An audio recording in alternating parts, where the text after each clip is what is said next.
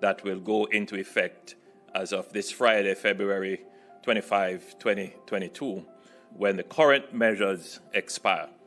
Based on the latest report from this morning, Jamaica recorded 36 new cases of COVID-19 yesterday, and our test positivity rate was 4.4%. Our daily case count has been decreasing steadily and is now back to the level we had in mid-December 2021, prior to the start of our fourth wave. Our average daily number of new hospital admissions has also been declining. Our COVID-related hospitalizations are now less than 50% of our COVID bed capacity. With all our indicators showing a rapid improvement since our peak in January 2022, the science and the data would clearly support a further widening of the guardrails to allow more economic and social activity. The Cabinet met yesterday and has decided to implement the following changes to the measures effective Friday, February 25, 2022, for a 3-week period to March 17, 2022. The curfew hours will change from 11 p.m. nightly to midnight until 5 a.m. the following morning until 5 a.m. on March 18, 2022. The current maximum of 20 persons allowed to physically attend funerals and burials will be increased to 100. This number includes mourners, clergy, and any other support personnel.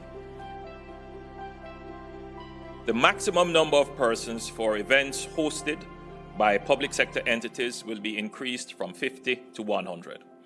As a reminder, a maximum of 100 persons may be physically present at weddings and annual general meetings of companies. Effective Tuesday, March 1, 2022, the requirement to obtain a travel authorization through the JamCovid or Visit Jamaica platforms will be eliminated. We are at this time maintaining the existing pre-test requirement for a negative PCR or antigen test conducted within 3 days prior to travel. We are aware that obtaining pre-tests is becoming more difficult and expensive in some jurisdictions. We are therefore reviewing whether or not we should maintain this requirement or modify it.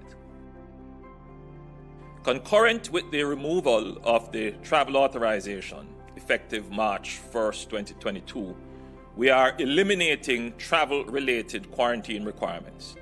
I hasten to add that we are still strongly recommending and encouraging persons to limit their movements for at least 5 days after returning from travel.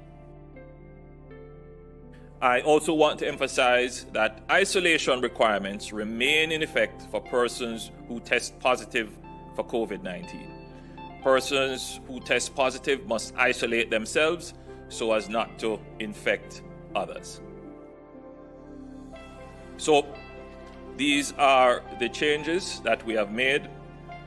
We should bear in mind that the pandemic is not over.